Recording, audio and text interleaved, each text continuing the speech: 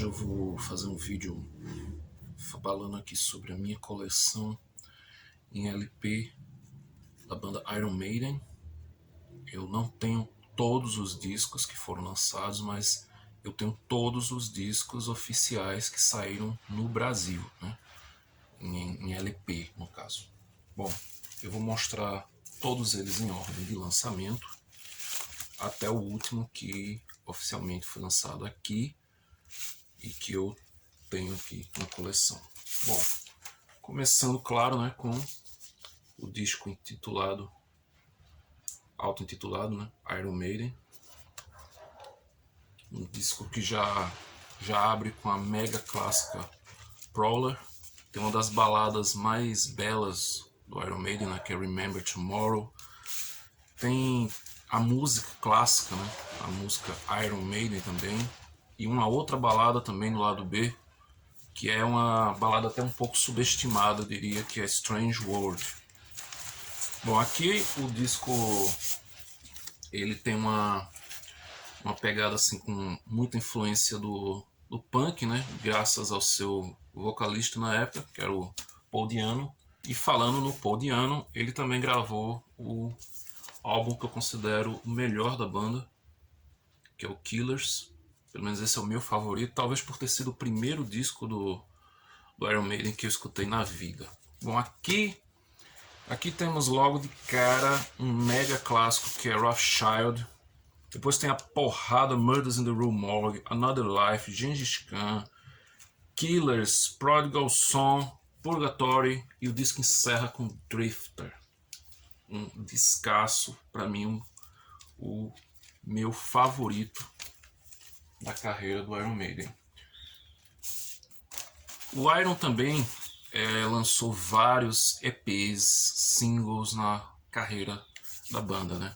Aqui no Brasil, alguns foram lançados. Um que eu tenho e está num estado assim bem deplorável, não posso nem tirar do plástico, é o Made in Japan, que foi justamente a turnê do Killers. E é um disco que marca a saída do Paul Di'Anno da banda. Eu vou mostrar para vocês aqui o que é que o antigo dono aprontou com a capa. Vocês podem ver aqui que ele recortou e atrás também. Então eu tô atrás numa outra edição desse disco com a capa em bom estado. Se eu achar só a capa, para mim já tá valendo, porque o disco tá impecável. Bom, quando o Paul Di'Anno saiu, né, todo mundo sabe que quem assumiu os vocais do Iron Maiden foi Bruce Dickinson. E logo de cara ele entregou nada mais nada menos do que um dos maiores clássicos da banda, que é o The Number of the Beast, uma obra-prima, né, considerado por muitos o melhor disco do Iron Maiden também. Na verdade, com exceção de alguns discos lá no final dos anos 80, os fãs, a maioria, consideram todos os discos o melhor álbum do Iron Maiden. Mas aqui, logo de cara, destaques principais: Children of the Dam, que é uma balada pesadíssima, belíssima, né? The Prisoner, 22 Acacia Avenue, The Number of the Beast, Run to the Hills, Hallowed Be Thy Name. Esse disco aqui, para ele ficar 100% perfeito mesmo, só faltou o Total Eclipse, né? Que infelizmente acabou não entrando no vinil. Foi uma música que entrou em single. Mas é um disco espetacular, sem dúvida nenhuma. Aliás, espetacular é um adjetivo que você vai ouvir muito, né, se você pegar toda a discografia do Iron Maiden e ouvir passo a passo. Bom, o disco em seguida é o Peace of Mind, um excelente trabalho, né, uma capa gatefold. Um disco que abre com Where Eagles Dare e Revelations na sequência, não é pouca coisa, né? E ainda tem Flight of Icarus, Die With Your Boots On, The Trooper, Still Life, Quest for Fire, Sun and Steel, e o disco encerra com To Tame a Land, cuja letra fala de Duna. Eu achei um pecado o To Tame a Land não estar na trilha do filme Duna, mas muita gente pode achar estranho. Bom, em seguida, esse aqui é quase que unânime entre todos os fãs da banda em ser o melhor álbum da discografia do Iron Maiden. Muita gente mesmo considera esse disco aqui o melhor, que é o Power Slave, com uma das melhores capas, né, do Iron Maiden, uma capa fantástica mesmo. Mas apesar da capa sugerir, né, que seja um disco com temática egípcia, na verdade só a música título é que fala disso. O restante das músicas são temas variados. Mas, pô, o disco abre com esses high, com uma porrada que já destruindo tudo pela frente. Depois tem a música que fala sobre o pânico de uma catástrofe nuclear, né, que é 2 Minutes to Midnight. No lado A ainda destaca o Flash of the Blade, que é uma porrada que está inclusive na trilha do filme Fenômena, do Dario Argento. Ela toca em alguns momentos assim bem inusitado. E o lado A encerra com The Duelists, que também é uma música que fala sobre aquele filme com Harvey Keitel e o Keith Carradine, Os Duelistas, que é o filme de estreia do Ridley Scott, um filmaço. Se você não assistiu, recomendo também. No lado B, a gente tem Back in the Village, e o disco encerra com duas músicas assim bem fraquinhas, né? Power Slave e Rime of the Ancient Mariner, que é uma música épica. Eu sempre comparo Rime of the Ancient Mariner, em seu tom épico, né, com uma música da banda nacional Camisa de Vênus, a música Ferro e Fogo. Eu acho que, embora as temáticas das duas sejam completamente diferentes, mas elas são duas músicas épicas, literalmente, né, no sentido mais literal da palavra. E eu sempre fiz essa associação, eu sempre chamei assim a música Ferro e Fogo da Rime of the Ancient Mariner versão brasileira. Bom, depois do grande sucesso do Power Slave, durante a turnê eles gravaram esse ao vivo aqui, Live After Death, edição dupla, né? Gatefold também. Tem ainda edição repleta de clássicos.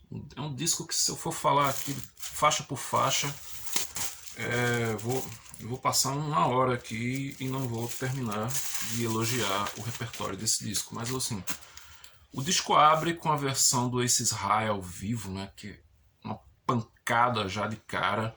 Depois já emenda com 2 Minutes to Midnight, The Trooper, Revelations, Flight of Icarus. No lado B do primeiro disco, 3 pérolas inquestionáveis da banda, né, que é Rime of the Ancient Mariner, que eu acabei de comentar, Power Slave e The Number of the Beast. Eu não vou falar o resto das músicas porque só tem clássicos aqui, mas o disco encerra com Phantom of the Opera.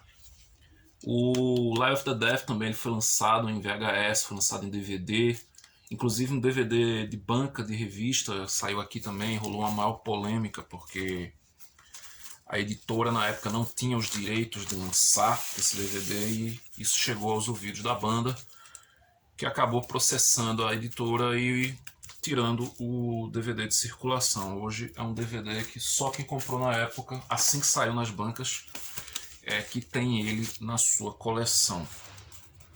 E depois ele saiu oficial, né? O Live After Death foi lançado um DVD duplo, com bastante material extra, inclusive com uma parte da apresentação do Rock in Rio de 85 aqui.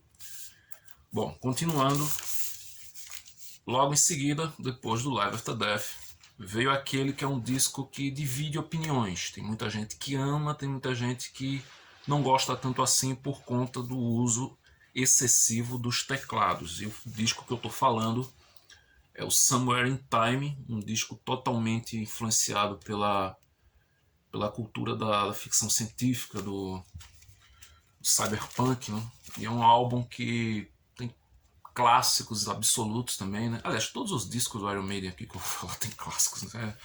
É chover no molhado. Mas o disco abre com Cocked Somewhere in Time, uma belíssima canção. Tem Wasted Years também. Sea of Madness, que é uma das minhas músicas favoritas, mas eu raramente vejo alguém comentar. Heaven Can Wait. E no lado B temos The Loneliness of the Long Distance Runner, que é também inspirado num filme com o mesmo nome. Temos Stranger in a Strange Land, né, que se você, assim como eu, acompanhou aquele VHS do Iron Maiden, o 12 Wasted Years, você lembra que a fita inicia justamente com Stranger in Strange Land, e é outro vídeo do Iron Maiden que também saiu em DVD aqui no Brasil, em banca de revista. E o disco encerra com talvez aquela música que todos os fãs sonham um dia ver ao vivo, que é Alexander the Great, que é uma música que nunca foi tocada ao vivo e muitos fãs até hoje sonham em ver essa música sendo interpretada num show. Inclusive tem muita gente que cogita, né, a possibilidade dessa música ser incluída num setlist de uma turnê de despedida da banda. Muita gente acha que isso pode vir a acontecer. Depois do Somewhere in Time, eles me voltaram aqui e que é essa obra-prima aqui, Seventh Son of a Seventh Son. O disco abre com Moonchild, na sequência vem Infinite Dreams, Can I Play With Madness, The Evil That Men Do. No lado B, Seventh Son of a Seventh Son, The Prophecy, The Clairvoyant. E o disco encerra com Only the Good Die Young. É um descasso também, Seventh Son of a Seventh Son. E aí, depois dessa sequência de obras-primas, o Iron entregou aquele que para muitos é o primeiro erro da banda, que é o disco No Prayer for the Dying. É um disco que realmente, se comparado a tudo que eu apresentei até agora, realmente é um disco bem inferior em termos de qualidade de composição, em termos de gravação também. Mas ainda assim, cara, é um disco que tem Tail Gunner, Holy Smoke, Public Enemy No. 1, Fate's Warning, que é uma das músicas, assim, eu acho que mais subestimadas também do Iron, e Bring Your Daughter to the Slaughter, e fecha com Mother Russia. Não tem como ser um disco ruim, né? Esse aqui, apesar de sim, eu admito que é um disco bem inferior a tudo que eu mostrei até o momento, mas é um disco ainda que está longe de ser um disco ruim. Um outro também que divide opiniões, muita gente até inclusive conheceu a banda graças à faixa título desse álbum aqui, e é um disco que parte adora, parte odeia. Fear of the Dark. Esse é o último álbum de estúdio até aquele momento, né? Contando com Bruce Dickinson nos vocais. Depois desse álbum aqui, a banda acabou tirando o Bruce dos vocais, e aí depois assumiu o Blaze Bayley. E aí, inclusive aqui no Brasil, a música Fear of the Dark, ela era constantemente tocada nas rádios Transamérica, Rádio Cidade, Jovem Pan.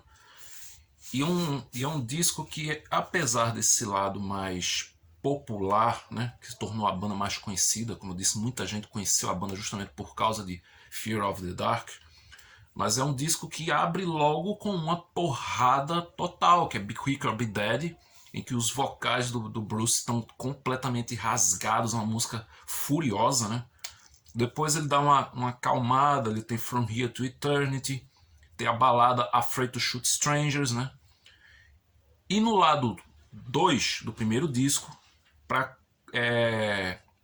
constatar essa pegada mais suavizada do Iron Maiden, tem talvez a mais bela balada da banda, que é Wasting Love.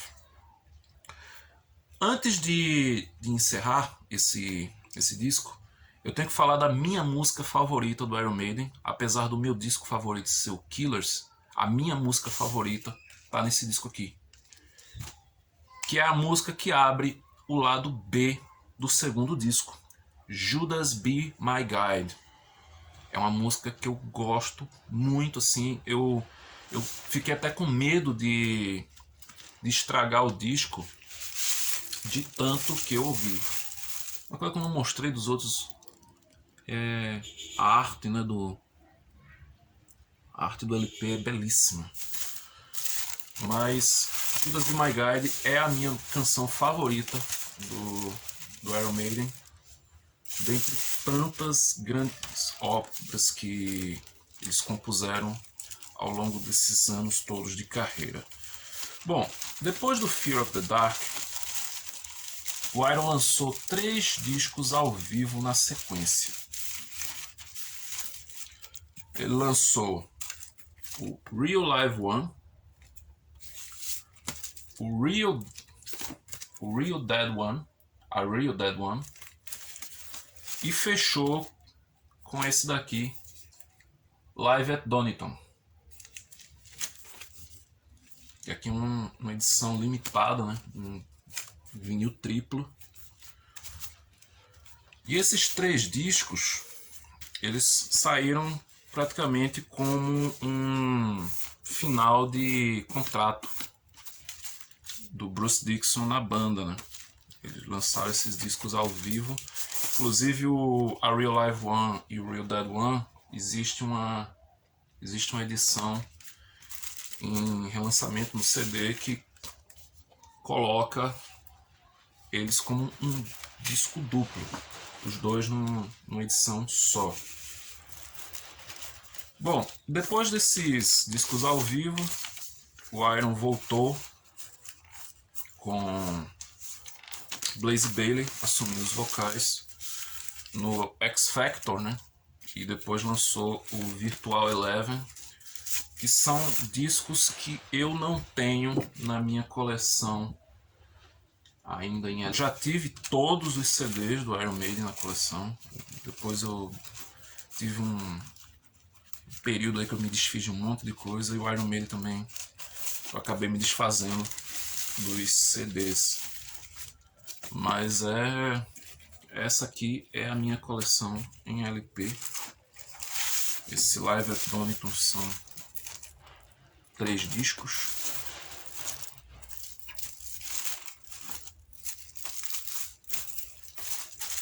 Ele saiu também aqui em VHS, é uma fita que eu tenho também na coleção.